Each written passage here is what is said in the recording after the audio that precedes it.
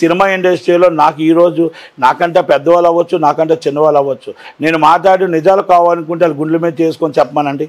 ఇది అబద్ధమా నిజమా ఇది ప్రజలు చూస్తున్నారు కదా. నేను చెప్తున్నా, ఈ రోజు నేను చెప్పలేదు, ఆ రోజు చంద్రబాబుని అడిగేదని చెప్తున్నా, ఆ రోజు నేను చెప్తున్నా, రిక్వెస్ట్ చేశా, రండి బయటకు రండి, జగన్మోహన్ రెడ్డికి భయపడొద్దు భయపడొద్దు భయపడొద్దు అని. ఆ ధైర్యానికైనా హ్యాట్సప్. ఓకే, అరవింద్ గారు బయటకు వచ్చారు, అరవింద్ గారు వచ్చారు, అల్లు అర్జున్ గారి ప్రాబ్లమ్ సాల్వ్ అయిపోయింది, ఫ్యామిలీ ఇష్యూస్ సాల్వ్ అయ్యాయి. నేను రెండో విషయం మళ్ళీ ఇంకోటి చెప్తున్నా, ఏది ఏమైనా సినిమా ఇండస్ట్రీ బాగుండాలి. అల్లు అర్జున్ గారి సినిమాలు అవ్వచ్చు, అరవింద్ గారు చాలా పెద్ద వ్యక్తి, అలాగే చిరంజీవి గారు చాలా గొప్ప వ్యక్తి, మా నాయకుడు, మా సినీ ఇండస్ట్రీకి ఆయనే పెద్ద. కనుక పవన్ కళ్యాణ్ గారు కానీ మా సినిమా ఇండస్ట్రీ బాగుండాలని కోరుకుంటాం. ఇక్కడ మాకు అభిప్రాయ భేదాలు ఉండవు. కాకపోతే ఏంటంటే విభజించి పాలించి ఎవరు చేయకూడదు, గవర్నమెంట్ కూడా చేయకూడదు, చేయకుండా ఉంటుందని ఆశిస్తూ ఉన్నాను. రెండోది, ఇక్కడ పవన్ కళ్యాణ్ గారి ఫ్యాన్స్కి అందరికీ నాది ఒక విన్నపం, చేతులు జోడించి నమస్కరించి నేను రిక్వెస్ట్ చేసుకుంటుంది ఏంటో తెలుసా, రేణు దేశాయ్ గారు, అఖిరానందన్, ఆద్య వాళ్ళ పిల్లలు ఈజ్ ద పవన్. రేణు దేశాయ్ గారు ఎందుకు విడిపోయారు అవన్నీ వాళ్ళ ఇంటర్నల్ ఫ్యామిలీ విషయంలోకి మనం వెళ్ళొద్దు. మీరు ఒక్క మాట అన్నా కూడా ఆ ఫ్యామిలీ విషయంలో వాళ్ళు ఎంత బాధపడతారో, ఆ పిల్లలు ఎంత బాధపడతారో ఒక్కసారి మీ పెద్ద మనసుతో ఆలోచించండి. మీ అన్నను ఆరాధిస్తున్నారు, ఆమెను కూడా మనం ఆరాధించండి. ఇష్యూస్ అది ఇంటర్నల్ విషయాలు కొన్ని ఉండేటప్పుడు మనం ఆడవాళ్ళని గౌరవించాలి, ఆడవాళ్ళని ఒక్కళ్ళని కూడా మనం ఎప్పుడు అమర్యాదగా మాట్లాడకూడదు. ఇది మన అందరు ఫ్యాన్స్కి కూడా చేతులు వచ్చి దండం పెడుతున్నా. దయచేసి ఇలాంటి తప్పుడు మాటలు నేను చూశాను, నాకు అది బాధ అనిపించే నేను చెప్తున్నా. ఇది రేణు దేశాయ్ గారు కూడా మనకు వదిలిలాంటిదే కనుక ఆమె ఇప్పుడు మ్యారేజ్ అయిన లింజన్న గారు కూడా ఆమెకి వదిలిలాంటి వాళ్ళే. కనుక దయచేసి వాళ్ళ ఇంటర్నల్ చిన్న వాళ్ళ అభిప్రాయ భేదాలు వాళ్ళకు ఉండొచ్చు, మనం దాంట్లో ఇన్వాల్వ్ కాకూడదు. ఇది మనం ఎంత దాకా అంటే మన నాయకుడు మన అభిమాని అంతదాకా ఉండాలి తప్ప ఇలాంటి ఇష్యూల్లో మీరు బ్యాడ్గా కామెంట్స్ పెట్టొద్దు కూడా. ఎందుకంటే అఖిలానందన్ అందరూ కూడా బాధపడకుండా మనం ఎప్పుడు కూడా అందరూ బాగుండాలి. దయచేసి ఆయనకు మంచి పేరు తేవాలి తప్ప చెడ్డ పేరు తేకూడదు అనేది నా విన్నపం, నా request. Thank you very much. Sir, ఇంకోటి కలికి టికెట్లు పెంపుపై ఆంధ్రప్రదేశ్ కూడా టికెట్లు పెంపు ఏ విధంగా చూసుకోవచ్చు? రెగ్యులర్ ప్రాసెస్ అదే రెగ్యులర్గా ప్రాసెస్. 75 రూపాయలు 125 రూపాయలు పెంచారు. సినిమా బాగుంటే చూస్తారు, ప్రజలు యాక్సెప్ట్ చేస్తున్నారు. మీరు నేను ఎవరిని ప్రజలు చూస్తున్నారు, జనాలు పడిపోతున్నారు. ప్రభాస్ సినిమా అంటే జనాలు మొత్తం టోటల్గా అన్ని షోస్ ఫుల్స్.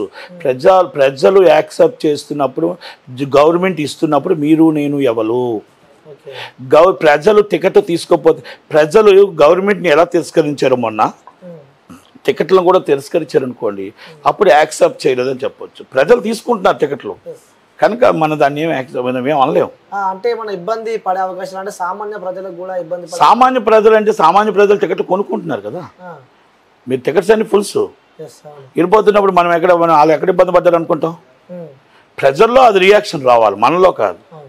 ప్రజల్లో రియాక్షన్ వస్తే గవర్నమెంట్లో ఆలోచన వస్తుంది.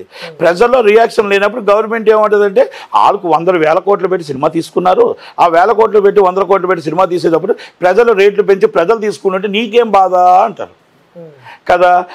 నేనేమంటానంటే నా బాధ ఏమంటానంటే నాకేం బాధ లేదు, కాకపోతే ఒక అభిమానులు అందరూ కలిపి వాళ్ళు ప్రేమించే ఆ హీరోకి వాళ్ళ జీతాలు ఎంత, మిడిల్ క్లాస్ జీతాలు ఎంత, కింద నుంచి జీతాలు ప్రేమించే ప్రాణం పెట్టే ఆ అభిమాని ఎలాగైనా ఆ హీరో సినిమా చూడాలని 2,000 టికెట్లు కొనుక్కొని వెళ్ళిపోతే రిపీట్ రన్ ఎన్నిసార్లు చూడగలుగుతాడు. హీరో పిచ్చి ప్రేమతో ఆ ఫ్యామిలీ ఆకలితో ఉంటుందేమో, వాళ్ళ పిల్లలు ఆకలితో ఉంటారేమో, వాళ్ళ తల్లిదండ్రులు ఆకలితో ఉంటారేమో. ఒక్కసారి పెద్ద మనసుతో మీ అభిమానిని మీరు ఒక్కసారి హీరోగా ఆలోచించి ఇది మన కరెక్టా కాదా, మనం ఎంత రేటు పెడితే మన రిపీట్ రన్ మనం చూడగలుగుతారు, అభిమానులు మనం అభిమానులను కాపాడగలుగుతామా, మన కాస్ట్ ఆఫ్ ప్రొడక్షన్ తగ్గించుకుంటే బాగుంటుందేమో, మన రెమ్యునరేషన్ తగ్గించుకుంటే బాగుంటుందేమో అనేది హీరో ఆలోచించుకోవాలా. అంటే అభిమాని అంటే ఏంటో తెలుసా, పిల్లలతో సమానం.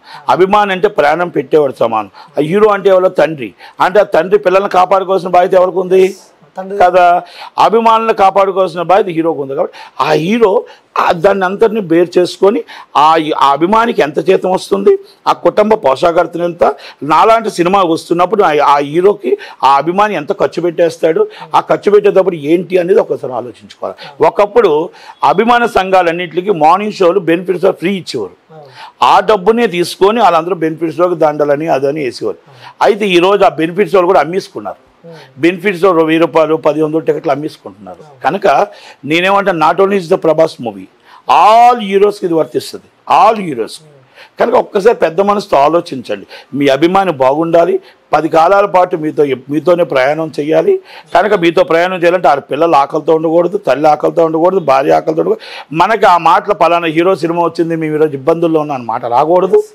కనుక ఇవన్నీ కూడా మనం బేర్ చేసుకొని ఆ కష్ట నష్టాలను ఆలోచించుకొని కాస్ట్ ఆఫ్ ప్రొడక్షన్ మనం వేస్టేజ్ తగ్గించుకుంటే బాగుంటుందేమో అనేది నా సలహా, నా వ్యక్తిగత సలహా మాత్రమే ఇది.